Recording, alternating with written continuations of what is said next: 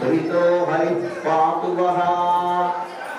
ప్రియ భగవద్బంధువులారా, ఇవాళ మనం శ్రీ శ్రీ శ్రీ వరాహలక్ష్మీ నృసింహప్రభువు సన్నిధానంలో గోదా కళ్యాణ మహోత్సవాన్ని సేవించుకోవడం కోసమని ఇక్కడ ఉపస్థితులమై ఉన్నాం.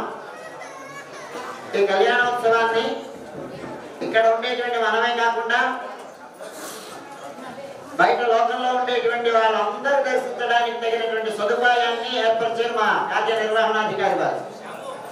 అందుచేత ఇది దూర దర్శన సాధనం ద్వారా ఈ కళ్యాణాన్ని ఇక్కడికి రాలేనటువంటి వారు కూడా వాళ్ళ వాళ్ళ ఇళ్లలో ఉండి సేవించడానికి తగినటువంటి ఏర్పాట్లు జరిగి, అందుచేత దానికి తగినటువంటి అంటే వాడు కూడా హాయిగా సేవించడానికి తగినటువంటి వాతావరణాన్ని కల్పించమని మిమ్మల్ని అందరినీ అర్థిస్తున్నాను.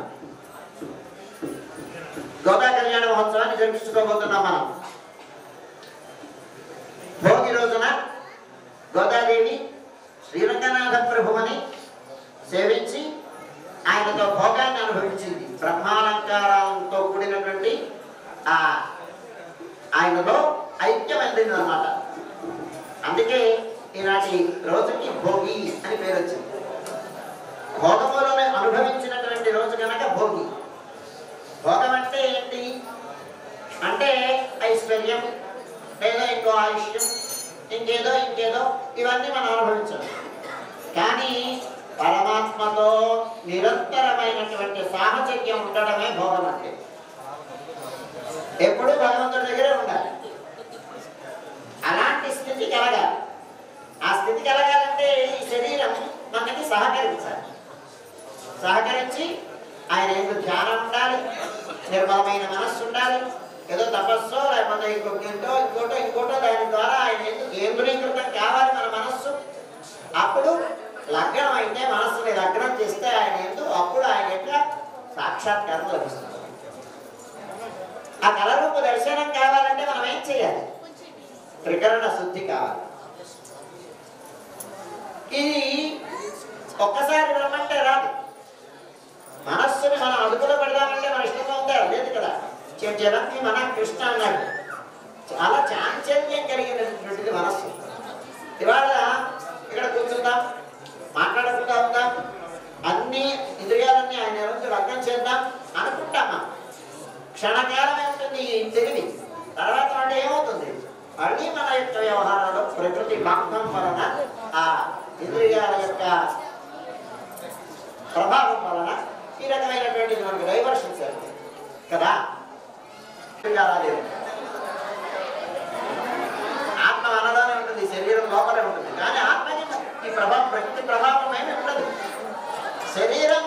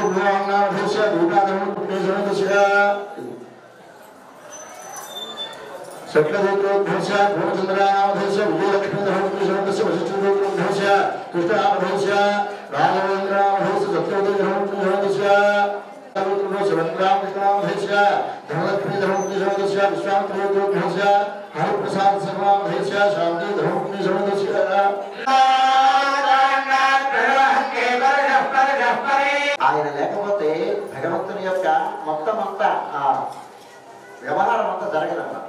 అందుచేత హే విశ్వసేన భగవన్, నువ్వు అధ్యక్షుడు వహించి సేనాధ్యక్షుడిగా ఉండి ఈ కళ్యాణాన్ని నిర్విఘ్న పరిసమాపనం చెయ్యి అని ఆయన్ని ప్రార్థించాం. ఆ ప్రసాదాక్షతని మనకి మన తల మీద ఉంచుతున్నారు. ఔదళ దాల్చండి. తర్వాత పుణ్యాహవచనం అనేటువంటి కార్యక్రమాన్ని జరిపించుకుంటున్నాం. సిద్ధంగా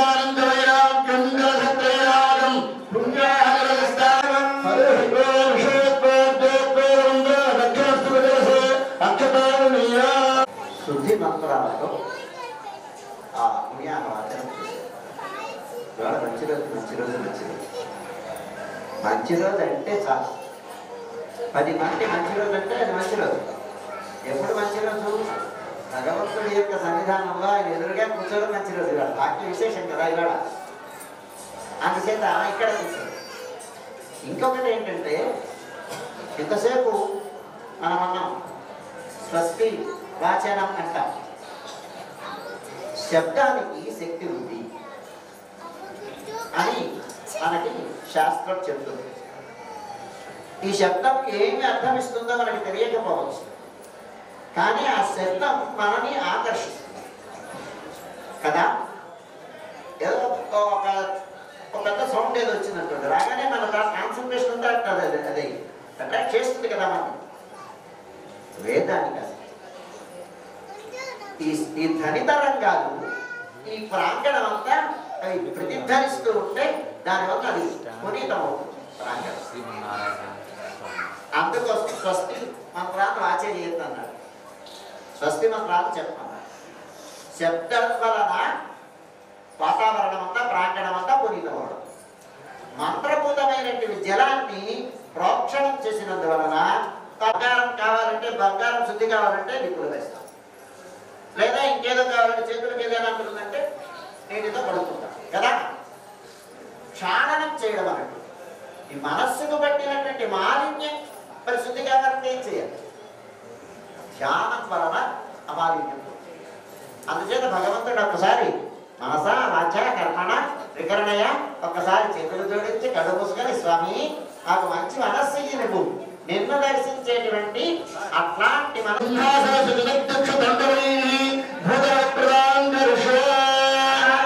క్షణంలో నువ్వు కంకణబద్ధుడై ఈ లోకాన్ని రక్షించు అని స్వామిని ప్రార్థిస్తూ రక్షాబంధన అంతే.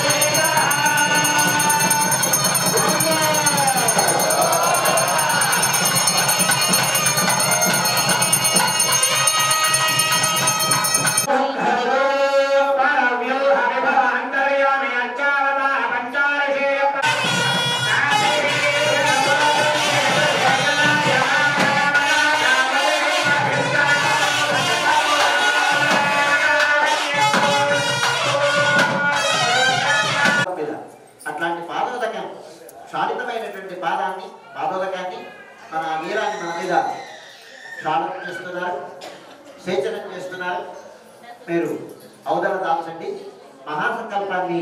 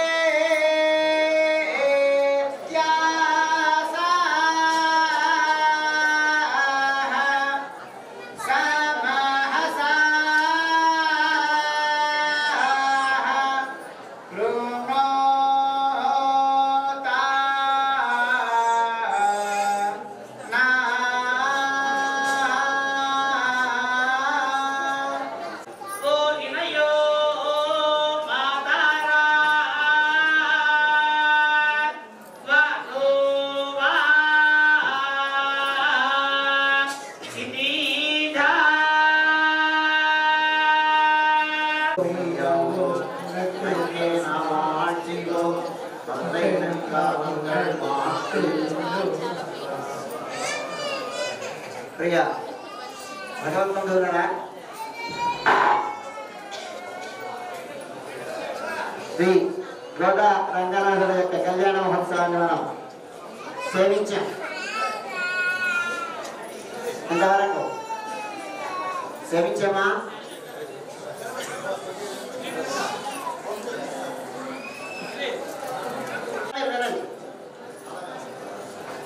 గోదా రంగనాథుల కళ్యాణం అద్భుతమైన కళ్యాణం, చరిత్రలో లిఖింపబడిన కళ్యాణం. ఇవాళ మన కళ్యాణం అంటే సీతారాముల కళ్యాణం. సీతమ్మ జనకరాజు గారి కుమార్తె, రామచంద్రుడు దశరథుడి గారి కుమారుడు, వాళ్ళకి వివాహమైంది బాగు. ఇక్కడ కళ్యాణం ఎవరికి? గోదాదేవికి రంగనాథుడికి. రంగనాథుడు అంటే ఎవరు?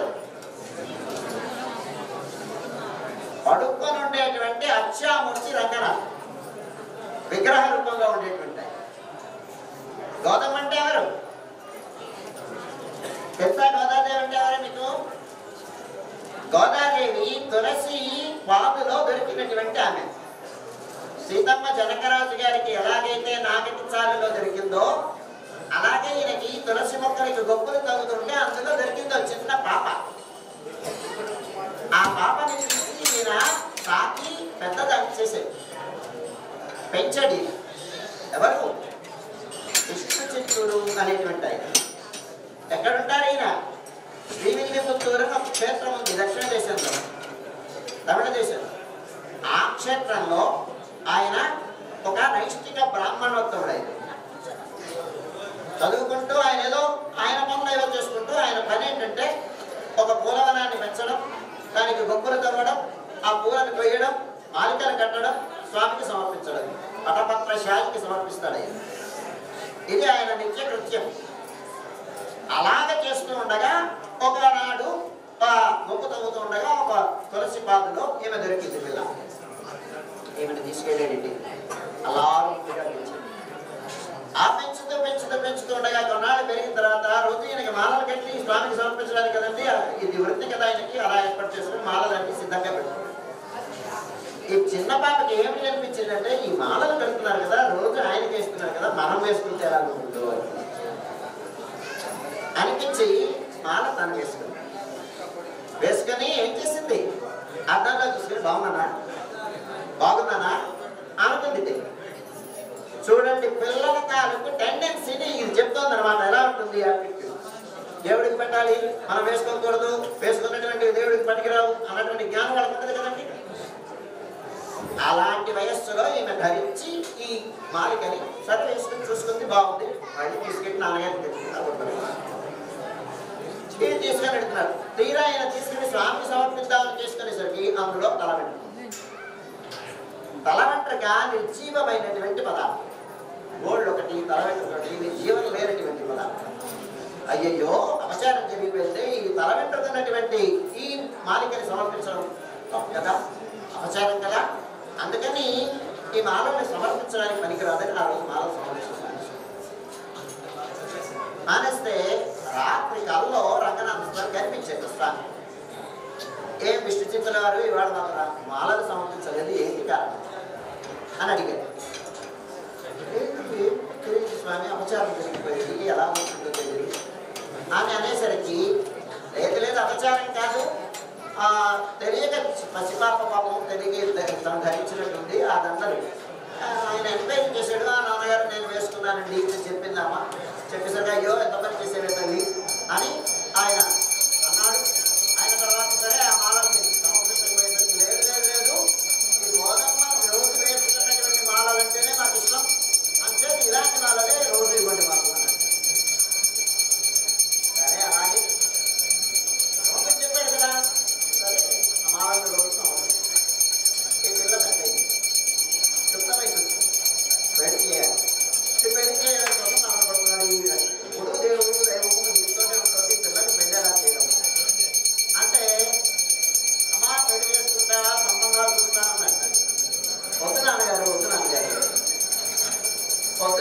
అంటుంది, పెళ్ళొద్దంటుంది. ఎలాగే అని పెళ్లి పెళ్ళంటే చేసుకుంటే రంగనాథుని చేసుకుంటాను.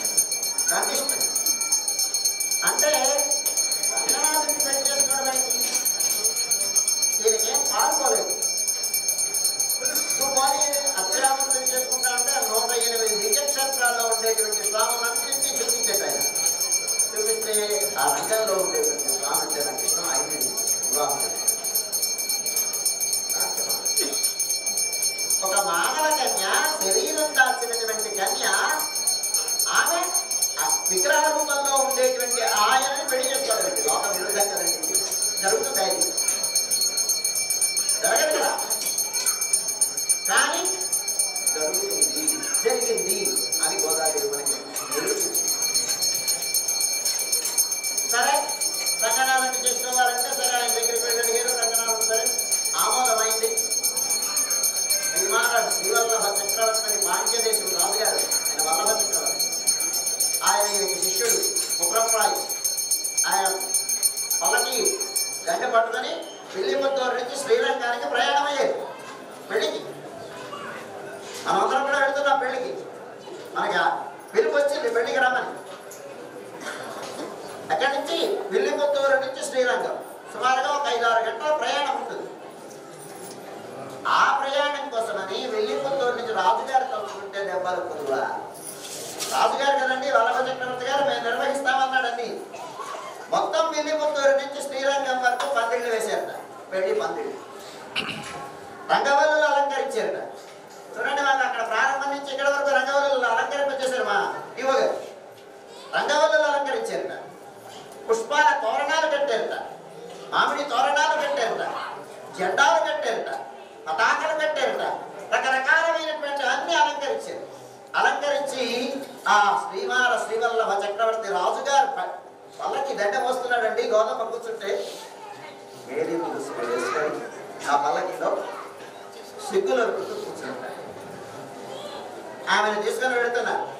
శ్రీరంగం దగ్గరికి వచ్చారు. శ్రీరంగం అంటే మీరు చూసారా ఎలా ఉంటుంది? సప్త ప్రాకార మధ్య సరసి జముకుడోత్మాసమానే విమానే కావేరీ మధ్య దేశే మృదుగల ఫణిరాభోగ పర్యంక భాగే నిద్రా ముద్రాభిరామం కటి నికట శిర పార్శ్వ విన్యస్య హస్తం. పడుకుంటాట శేష పాంపు మీద. కస్తూరి కలితోర్ధముండ తిలకం కర్ణాంతలో లక్షణం. ఈ కళ్ళు పెద్ద కళ్ళు ఉంటాయి కదా, కుండరీ కదా ఆయటాక్షం. రంగనాథుడు చూస్తే 2 కళ్ళు గొప్పవాడండి. అర్చామూర్తుల్లో మొట్టమొదటి క్షేత్రం శ్రీరంగం. భూమి మీద విగ్రహ రూపంగా అవతరించినటువంటి మొట్టమొదటి క్షేత్రం శ్రీరంగం. విభీషణుని యొక్క ఆరాధ్య దైవం శ్రీరంగం. అట్లాంటి శ్రీరంగానికి వచ్చేది. 7 ప్రాకారాల మధ్యలో ఉంటుంది ఆలయం. ప్రాకారాలు దాటి వచ్చిన తర్వాత గరుడాలు వారి గరుత్మంతుడు ఎదురుగా ఉంటాడు. స్వామి చేస్తున్న పెద్ద గరుడు. ఆ గరుత్మంతుడిని దాటి వచ్చింది. ఈ పెళ్లి కూడా గొప్పది. శ్రీకృష్ణదేవరాయల వారికి శ్రీకాకుళాంధ్రదేవుడు కలలో కనిపించి చెప్పేట, ముందొక మాల్యమిచ్చున పిన్నది రంగమంతైన పెళ్లి చెప్పు ప్రియా పరిభుక్త భావం. అదంటే నాకు ఇష్టం అండి. గోదాదేవి పెళ్లి కథ చెప్పవయ్యా. ఎలాంటి పెళ్ళి అంటే అన్ని పెళ్ళిళ్ళ లాంటి పెళ్లి కాదు, కళ్యాణం లాంటి కళ్యాణం కాదు ఇది. ఎలాగా అంటే ఆ శంకర మండపంలోకి వచ్చేది. అమ్మవారు వచ్చేసరికి అంటే కన్య వచ్చేసరికి, వధువు వచ్చేసరికి పెళ్లి కొడుకు రంగనాథుడు ఆ మండపంలో కన్య సంకల్పం చెప్పడం, కంకణ ధారణ చేయడం, లేదా ఇష్టమైన ధారణ చేయడం, ఇవన్నీ జరిగిన తర్వాత హోమాన్ని విరమించారు. ఇక్కడ మండపంలో హోమం చేసేది. హోమం చేసి సిద్ధంగా ఉన్నట్టు ఆమె వస్తే పాణిగ్రహణం చేయడం. ఆమె ఆ హోమం 7 పదులు సప్తపదులు ప్రదక్షిణం చేసి ఆ బయలుదేరింది. రంగనాథుడిని పాణిగ్రహణం చేయాలి, ఆయన చేయించుకోవాలి. ఆ పాణిగ్రహణం చేయడం కోసం వెళుతోంది. 1వ ప్రకారం, 2వ ప్రకారం, 3వ ప్రకారం, 4వ ప్రకారం, 5వ ప్రకారాలు దాటి వెళుతోంది. ఆ పడి ఉంది, కులశేఖర పడి అంటాం. ఆ ద్వారం దగ్గరికి వెళ్ళి ద్వారం దగ్గర వరకు వెళ్ళేంత వరకు జనమంతా చూసినట్టు గోదారంగనాథుల వివాహం కళ్యాణం పాణిగ్రహణం. లోకంలో అద్భుతమైనటువంటి సన్నివేశం కదండి ఇది. విగ్రహ రూపంలో ఉండే వివాహం. చూద్దాం రండి వెళ్ళారు. అందరూ మొత్తం తమిళ దేశంలో భూమండలంలో ఉండేటువంటి వారందరూ ఈ అద్భుతాన్ని చూడడానికి వెళ్ళారు. అందరూ చూస్తున్నారు. చూస్తూ ఉండగా లోపలికి వెళ్ళింది. పాదాల దగ్గరికి వెళ్ళింది. ఆలయంలోకి గర్భాలయంలోకి ప్రవేశించింది. గర్భాలయంలోకి ప్రవేశించిన తర్వాత కాస్త దగ్గరగా వెళ్ళింది. పాద సంవాహనం చేస్తున్నారు దేవేరుడు. రంగనాథుడు శేషపాంగు మీద శయనించున్నాడు. ఇంకా వెళ్ళింది. వెళ్ళేసరికి ఆ పాదపీఠం పైకి ఉంటుంది కదండి, దాని మీదకి అధిరోహిస్తుంది, ఎక్కుతుంది పైకి.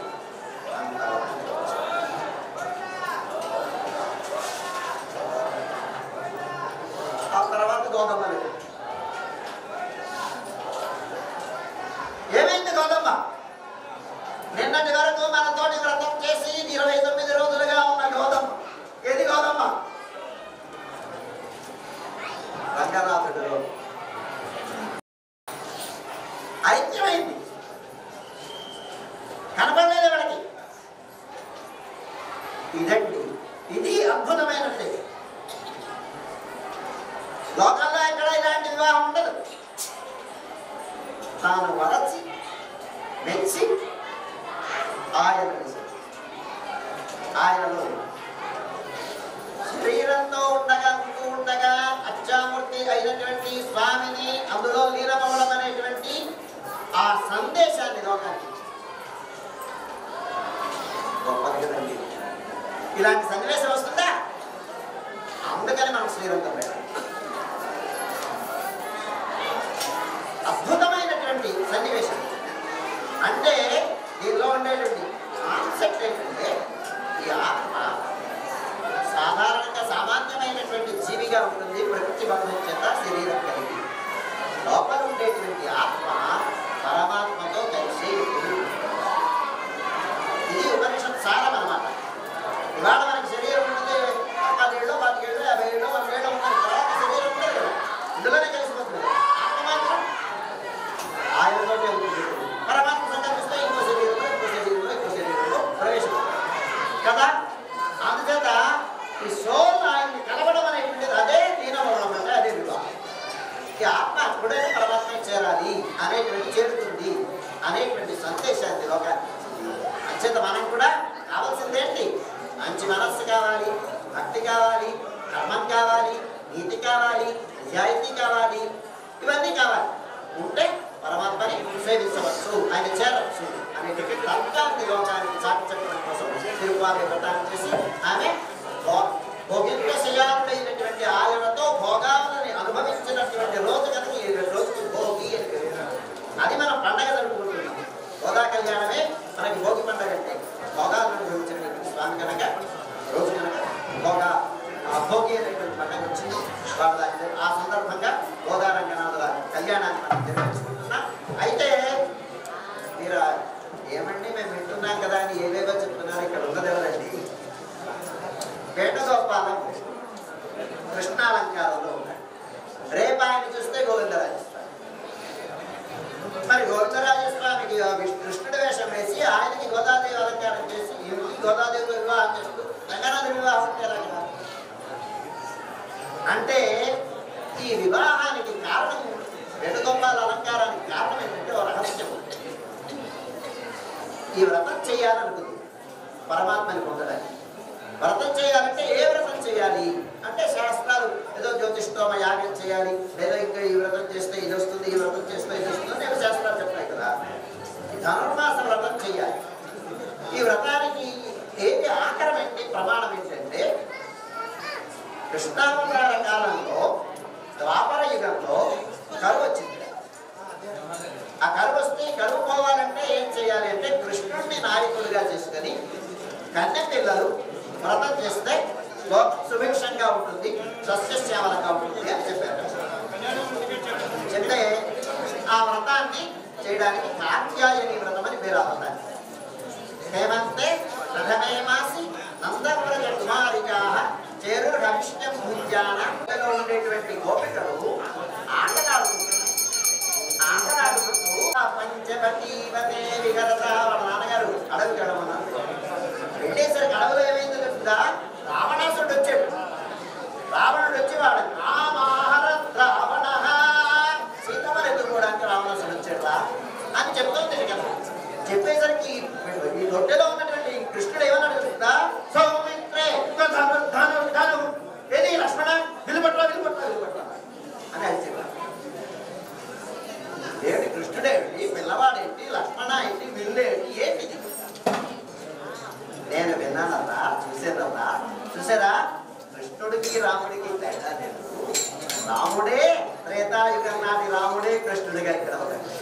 త్రేతాయుగం నాటి దండకలో ఉండేటువంటి ఋషులే ఇక్కడ గొల్లెతనగా అవతరించారు.